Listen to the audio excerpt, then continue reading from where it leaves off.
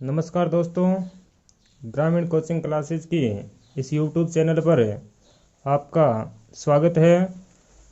कल हम जो विज्ञान विषय में जो टॉपिक पढ़ रहे थे वो है हमारा रक्त परिसंचरण तंत्र। रक्त परिसंचरण तंत्र। रक्त परिसंचरण तंत्र में कल हमने इसके बारे में अध्ययन किया था कि रक्त परिसंचरण तंत्र में हम पढ़ रहे थे रक्त के बारे में। और रक्त के दो प्रकार थे, पहला था प्लाज्मा और दूसरा था रक्त कणिकाएं। रक्त कणिकाएं हमने तीन प्रकार की पढ़ी थी, आरबीसी, डब्ल्यूबीसी और प्लेटलेट्स। तो अब हम एक एक का विस्तृत अध्ययन करते हैं। तो पहला हमारी हेडिंग जो है वो है रक्त कणिकाएं। रक्त कणिकाएं, ब्लड कार्पसेल्स। रक्त कणिकाएं, ब्लड कॉर्पसेल्स, रक्त कणिकाएं। रक्त कणिकाओं में पहली जो हमारी रक्त कणिका है वो है आरबीसी। आरबीसी, आरबीसी यानी red blood corpuscles. Red blood corpuscles, जिसे हम कहें कि लाल रक्त कणिकाएं। लाल रक्त कणिकाएं। लाल रक्त कणिकाओं में हम बात करें तो इसे दूसरे नाम से जाना जाता है और इसे कहते हैं इरिथ्रोसाइट। इरिथ्रोसाइट। लाल रक्त जो कणिका है उसकी रक्त में संख्या, रक्त में संख्या। तो लाल रक्त कणिकाओं की रक्त में संख्या होती है 50 से 55 लाख प्रति घन mm। प्रति घन mm।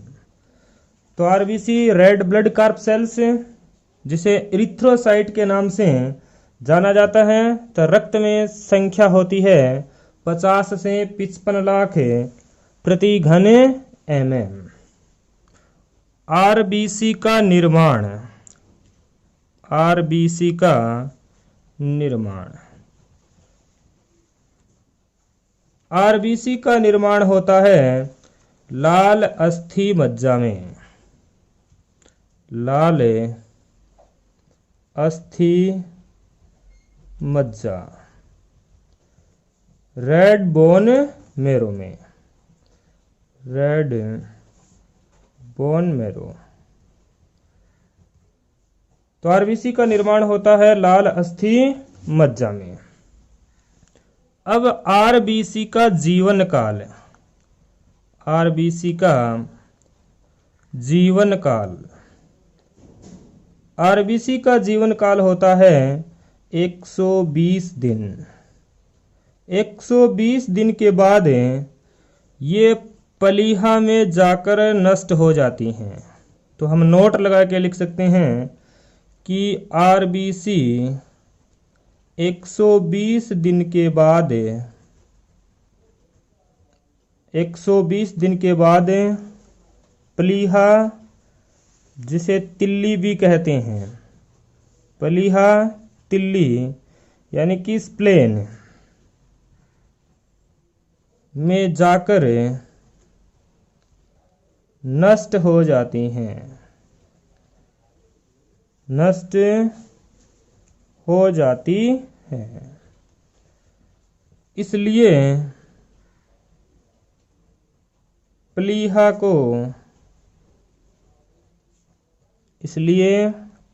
को आरबीसी का कब्रिस्तान कहते हैं। इसलिए प्लीहा को आरबीसी का कब्रिस्तान कहते हैं। आरबीसी का जीवन काल 120 दिन होता है तथा आरबीसी 120 दिन के बाद प्लीहा या तिल्ली में जाकर नष्ट हो जाती है। इसलिए प्लीहा को आरबीसी का कब्रिस्तान कहते हैं। अब हम बात करें तो आरबीसी का मापन। आरबीसी का मापन किया जाता है हीमोसाइटोमीटर द्वारा। हीमोसाइटोमीटर, तो आरबीसी का मापन किया जाता है हीमोसाइटोमीटर द्वारा। रक्त में आरबीसी की संख्या का बढ़ना, आरबीसी की संख्या का बढ़ना पॉलीसाइथेमिया कहलाता है। पॉलीसाइथेमिया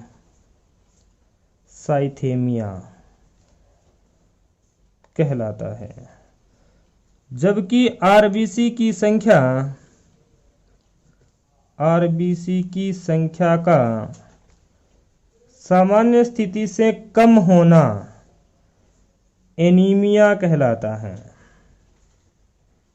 आरबीसी का संख्या में कम होना एनीमिया कहलाता है। तो आरबीसी यानी रेड ब्लड कार्पसेल्स, जिसे एरिथ्रोसाइट कहते हैं, रक्त में इसकी संख्या होती है 50 से 55 लाख प्रति घन mm। आरबीसी का निर्माण होता है लाल अस्थि मज्जा में। जीवन काल होता है 120 दिन। 120 दिन के बाद आरबीसी प्लीहा, तिल्ली या स्प्लेन में जाकर नष्ट हो जाती हैं। इसलिए प्लीहा को आरबीसी का कब्रिस्तान कहते हैं। आरबीसी का मापन किया जाता है हीमोसाइटोमीटर से और आरबीसी की संख्या का रक्त में बढ़ना पॉलीसाइथेमिया कहलाता है, जबकि आरबीसी की संख्या का कम होना एनीमिया कहलाता है। जैसे हम बात करें तो मलेरिया रोग में आरबीसी कम हो जाती हैं, उस स्थिति में एनीमिया हो जाता है। अब हम बात करते हैं कि आरबीसी जो है वो सबसे बड़ी आकार की किस्में पाई जाती हैं। तो सबसे बड़े आकार की आरबीसी, सबसे बड़े आकार की आरबीसी हाथी व एम्फियूमा में पाई जाती है।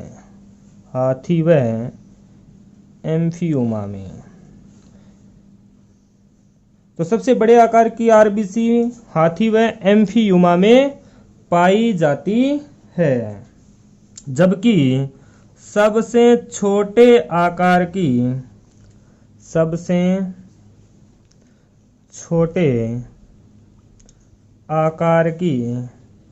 आरबीसी कस्तूरी मृग में पाई जाती है। कस्तूरी मृग में पाई जाती है। तो सबसे बड़े आकार की आरबीसी हाथी व एम्फियूमा में पाई जाती है, जबकि सबसे छोटे आकार की आरबीसी कस्तूरी मृग में पाई जाती है।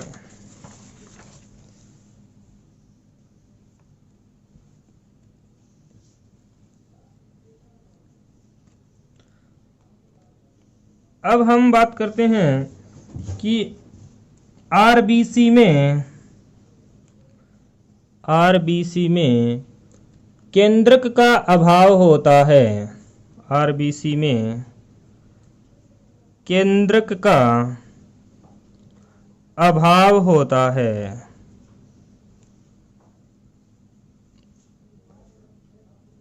आरबीसी में केंद्रक का अभाव होता है।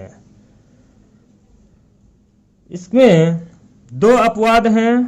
अपवाद ऊंट व लामा।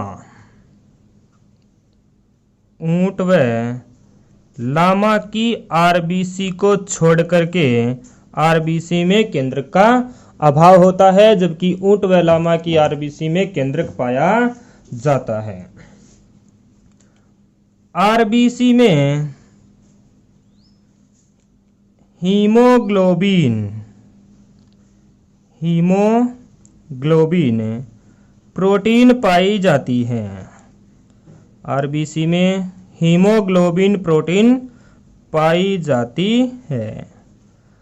हीमोग्लोबिन की अगर हम बात करें तो हीमोग्लोबिन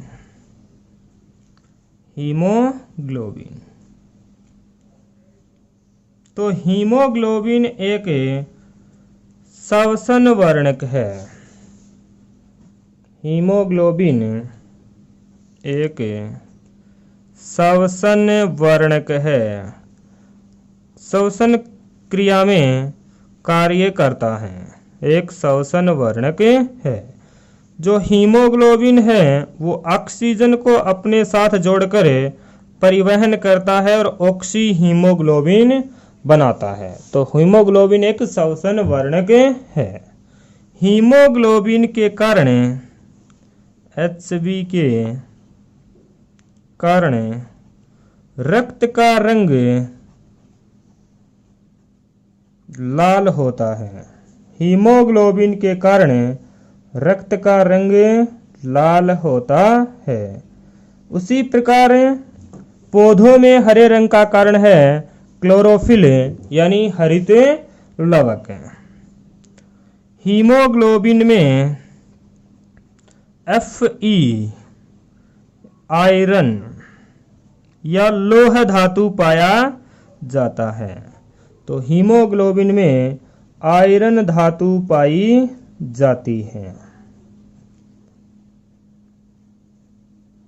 आयरन धातु पाई जाती है।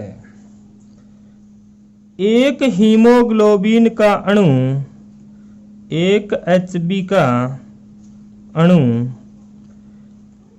4 ऑक्सीजन के अणुओं का परिवहन करता है।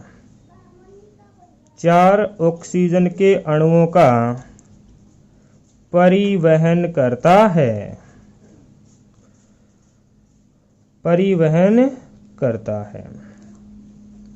या हम कहें कि 1 ग्राम हीमोग्लोबिन 1.34 ml O2 का परिवहन करता है। हीमोग्लोबिन की मात्रा की अगर हम बात करें तो रक्त में HB की मात्रा, हीमोग्लोबिन की मात्रा, तो रक्त में हीमोग्लोबिन की मात्रा होती है 12 से 16 ग्राम पर 100 ml रक्त में। 12 से 16 ग्राम प्रति 100 ml रक्त में, प्रति 100 ml रक्त में 12 से 16 ग्राम हीमोग्लोबिन पाया जाता है। अब हम बात करें तो हीमोग्लोबिन की कमी से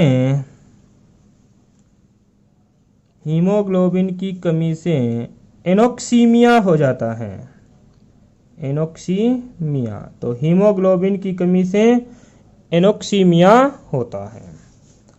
अब हम एक बात देखें तो नोट करके लिखते हैं और वो शब्द है हीमोलाइसिन।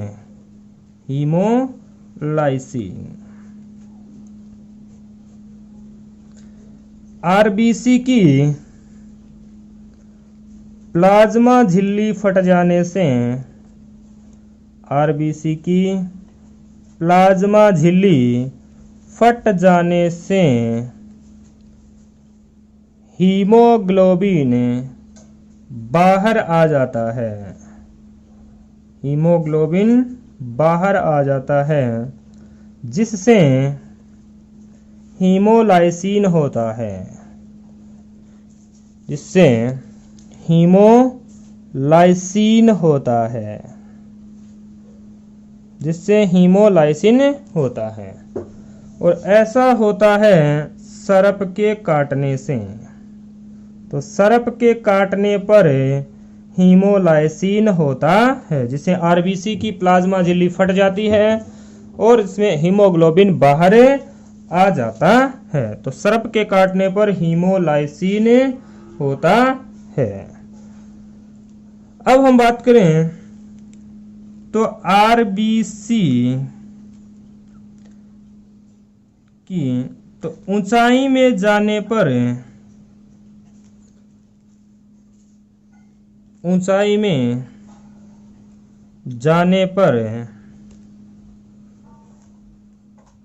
आरबीसी की संख्या बढ़ जाती है। ऊंचाई में जाने पर आरबीसी की संख्या बढ़ जाती है, क्योंकि ऊंचाई पर जाने से वायु दाब घट जाता है, क्योंकि वायु दाब कम हो जाता है और वायु दाब कम होने से आरबीसी की संख्या बढ़ जाती है। उसी प्रकार हम अन्य उदाहरण देखें तो ऊंचाई पर जाने पर गुब्बारे का आकार भी बढ़ जाता है। गुब्बारे का आकार भी बढ़ जाता है, क्योंकि वायु दाब घट जाता है, जिससे गुब्बारे में भरी वायु बाहर की ओर दाब लगाती है, जिससे गुब्बारे का आकार बढ़ जाता है। तो ऊंचाई पर जाने से आरबीसी बढ़ जाती है, क्योंकि वहां पर वायु दाब कम हो जाता है। उसी प्रकार गुब्बारे का आकार भी ऊंचाई पर जाने से बढ़ जाता है। सांस लेने में तकलीफ होती है। ऊंचाई पर जाने से सांस लेने में भी तकलीफ होती है।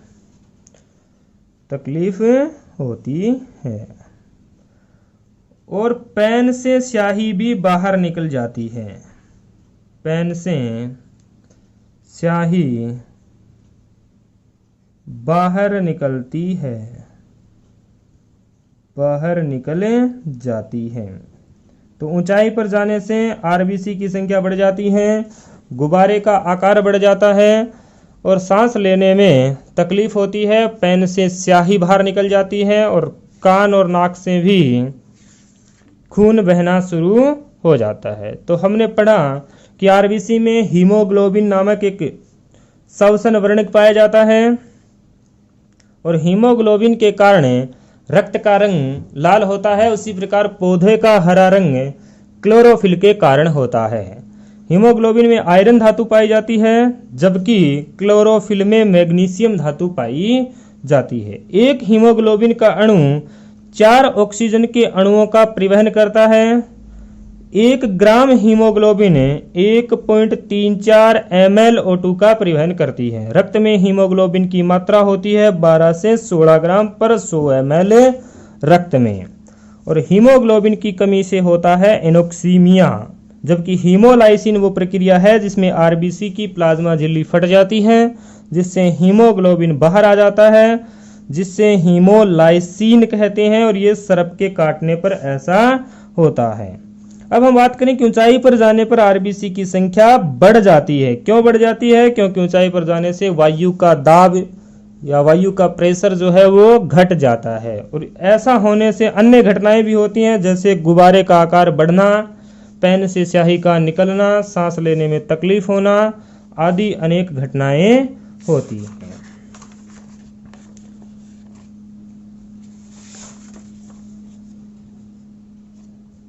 अब हम बात करें तो आरबीसी को विलियन में रखने पर, आरबीसी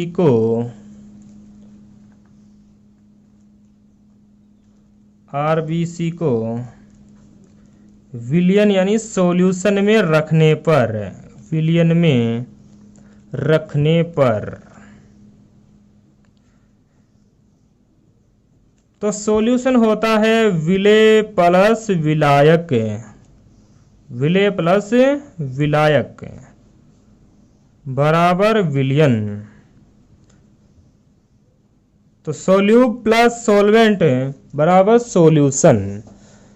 तो आरबीसी को विलियन में रखने पर क्या होता है, तो हम पढ़ते हैं कि विलियन जो है वो 3 प्रकार का होता है। विलियन जो है सॉल्यूशन वो 3 प्रकार का होता है। पहला है समपराशरी विलियन।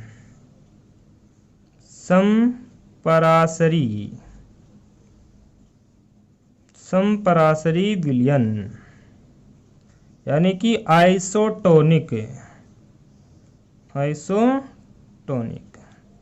दूसरा जो है वो है अल्पपराशरी या अधोपराशरी विलियन। अधोपराशरी विलियन यानी हाइपोटोनिक। तीसरा जो है वो है अतिपराशरी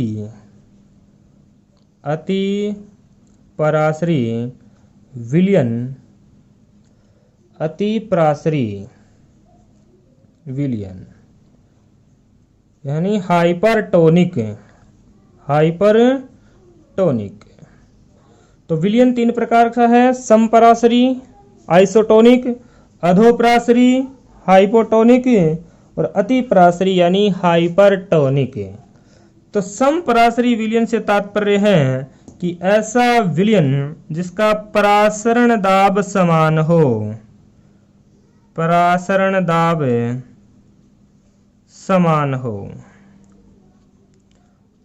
ऐसा विलियन जिसमें परासरण दाब समान हो। अधोपराशरी का मतलब है कि परासरण दाब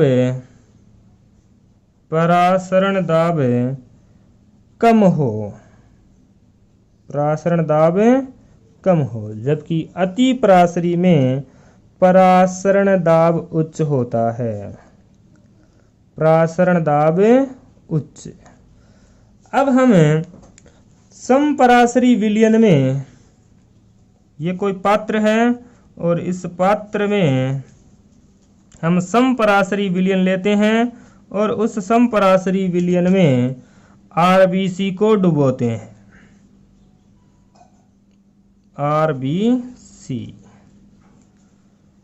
तो समपराशरी विलियन में आरबीसी में कोई बदलाव नहीं होता तथा आरबीसी है वो समान आकार की रहती है। तो आरबीसी का आकार समान रहता है। जबकि अगर हम इससे आरबीसी को अधोपराशरी विलियन में डुबोएं, अधोपराशरी विलियन जिसका परासरण दाब उच्च हो,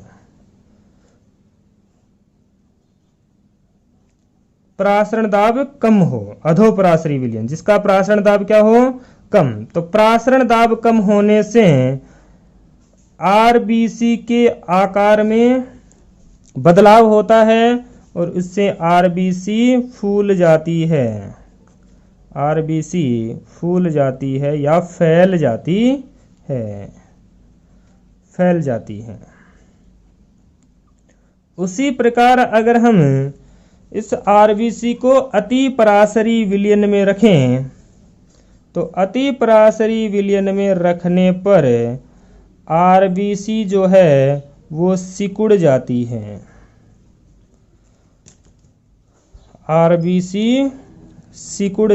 है। तो आपको याद रखना है कि समपराशरी विलियन में डालने पर आरबीसी उसी आकार की रहती है, जबकि अधोपराशरी विलियन में डालने पर आरबीसी फैल जाती है। जबकि अतिपराशरी विलियन में परासरण दाब उच्च होता है, उस वजह से आरबीसी की आकृति कम हो जाती है या आरबीसी सिकुड़ जाती है। तो ये था आरबीसी। तो आरबीसी के बाद हमारी दूसरी जो रक्त कणिका आती हैं वो है WBC, व्हाइट ब्लड कार्पसेल्स। तो दूसरी जो रक्त कणिका है हमारी वो है WBC। WBC white blood corpuscles, white blood corpuscles यानी श्वेत रक्त कणिकाएं, श्वेत रक्त कणिकाएं। श्वेत रक्त कणिकाएं जो हैं उन्हें हम ल्यूकोसाइट भी कहते हैं, उन्हें हम ल्यूकोसाइट भी कहते हैं, ल्यूकोसाइट भी कहते हैं। WBC की जो संख्या है वो रक्त में होती है 6000 से 11000 प्रति घन mm। तो हम बात करें WBC की संख्या, तो WBC की संख्या होती है 6000 से 11000 प्रति घन mm, 6000 से 11000 प्रति घन mm। WBC के जीवन काल की अगर हम बात करें, जीवन काल, तो WBC का जीवन काल होता है 2-4 दिनों से लेकर कई दिनों तक। तो 2-4 दिनों से लेकर ये कई दिनों तक जीवित रह सकती हैं। WBC जो है वो शरीर में प्रतिरक्षा का कार्य करती हैं, शरीर में प्रतिरक्षी का कार्य करती हैं,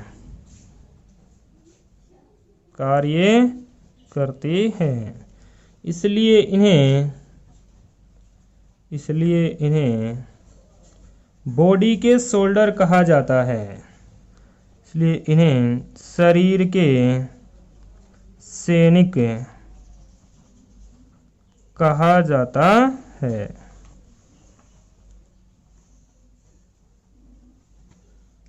WBC का संख्या में बढ़ना, WBC का संख्या से अधिक होना या WBC का बढ़ना कहलाता है ल्यूकेमिया।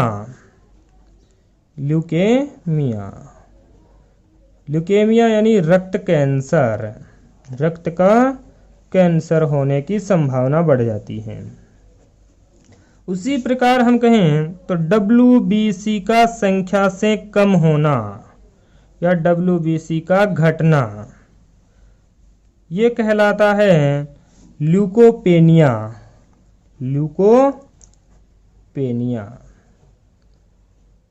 जिससे तपेदिक, टाइफाइड आदि रोग उत्पन्न होते हैं। तो WBC का बढ़ना कहलाता है ल्यूकेमिया, जबकि WBC का घटना या संख्या में कम होना कहलाता है ल्यूकोपेनिया। WBC का निर्माण भी लाल अस्थि मज्जा में होता है, निर्माण लाल अस्थि मज्जा में होता है। जबकि ये परिपक्व होती हैं, इनका परिपक्वन होता है लसिका गांठों में तथा टॉन्सिल्स में, या फिर हम कह रहे हैं थाइमस या प्लीहा में ये परिपक्व होती हैं, थाइमस या प्लीहा में इनका परिपक्वन होता है, ये अपने को तैयार करती हैं। तो WBC यानी व्हाइट ब्लड कॉर्पसेल्स, जिसे ल्यूकोसाइट कहते हैं, WBC की संख्या 6000 से 11000, जीवन काल 2 दिनों से 4 दिनों से लेकर कई दिनों तक है, और शरीर में ये प्रतिरक्षी का कार्य करती हैं। WBC का बढ़ना कहलाता है ल्यूकेमिया, जबकि WBC का कम होना कहलाता है ल्यूकोपेनिया। निर्माण होता है लाल अस्थि मज्जा में, जबकि ये परिपक्व होती हैं लसिका गांठों या ग्रंथियों में, टॉन्सिल्स में, थाइमस में या फिर प्लीहा में। अब हम बात करें तो WBC दो प्रकार की होती है। WBC दो प्रकार की होती है।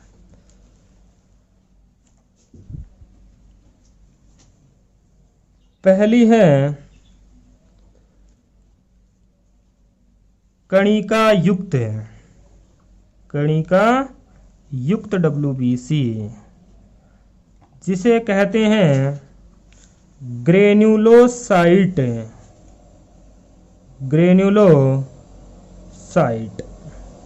जबकि दूसरी है कणिका विहीन,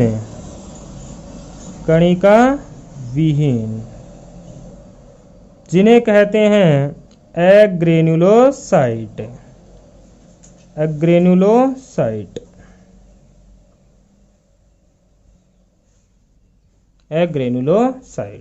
तो कणिका युक्त WBC और कणिका विहीन WBC। कणिका युक्त WBC तीन प्रकार की होती हैं, जिसमें पहली है बेसोफिल, दूसरी है इओसिनोफिल और तीसरी है न्यूट्रोफिल।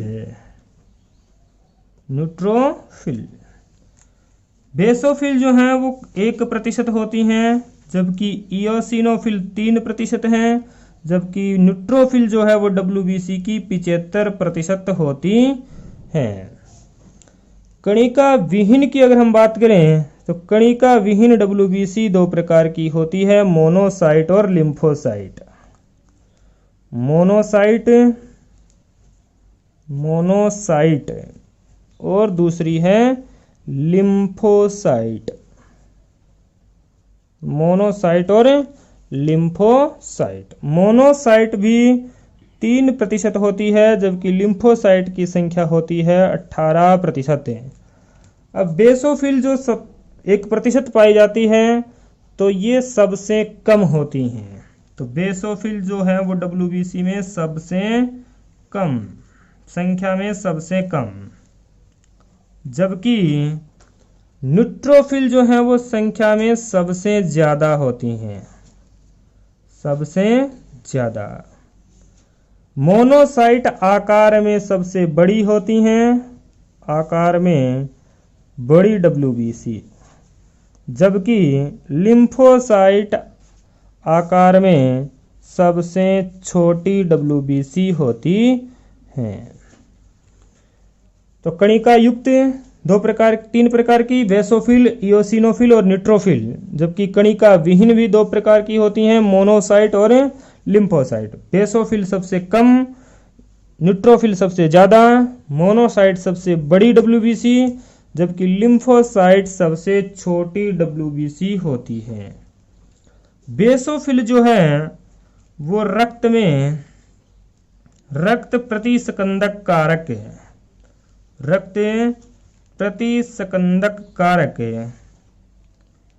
हिपेरिन का निर्माण करती है।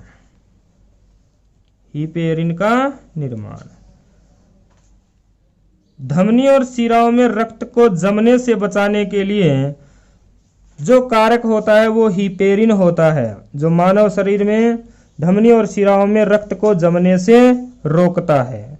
तो उसका निर्माण करती हैं बेसोफिल, जबकि इओसिनोफिल जो है हमें संक्रमण से बचाती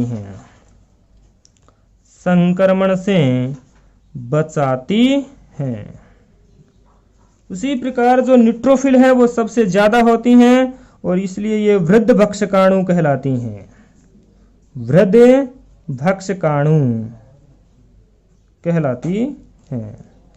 मोनोसाइट आकार में सबसे बड़ी होती हैं, जबकि लिम्फोसाइट सबसे छोटी। तो लिम्फोसाइट जो है वो प्राथमिक भक्षकाणु कहलाती हैं। प्राथमिक भक्षकाणु कहलाती हैं। और प्राथमिक भक्षकाणु के साथ साथ ये अपमार्जक कहलाती हैं। अपमार्जक यानी जो रोगाणु हैं उनको साफ करती हैं शरीर से। तो मोनोसाइट आकार में बड़ी, लिम्फोसाइट आकार में सबसे छोटी, लेकिन सबसे प्राथमिक भक्षकाणु, सबसे पहले रोगाणुओं से लड़ने के लिए लिम्फोसाइट तैयार रहती है तथा अपमार्जक का कार्य करती है। सबसे ज्यादा संख्या में रोगाणुओं से लड़ने के लिए उपस्थित होती हैं न्यूट्रोफिल, जबकि रक्त प्रतिस्कंदक कारक हिपेरिन का निर्माण करती हैं बेसोफिल। तो लिम्फोसाइट जो है वो भी दो प्रकार की होती हैं, बी और टी। तो बी सेल लिम्फोसाइट और टी सेल लिम्फोसाइट।